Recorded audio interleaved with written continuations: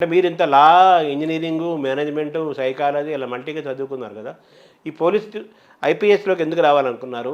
ఈ police IAS, IPS, IFS చాలా ఉన్నాయి కదా! అంటే మీ మార్క్స్ బట్టి, ర్యాంక్ బట్టి ఐపీఎస్ వచ్చిందా మీకెలా? అయ్యా నేను పోలీసులో చేరినప్పుడు కేవలం నేను డిగ్రీ హోల్డర్‌ని మాత్రమే. ఐపీఎస్ ఎంచుకోవడానికి గనుక ప్రత్యేకమైన కారణం ఏముందా? ఉందండి. ఇన్స్పిరేషన్ ఏమైనా ఉందా? యెస్.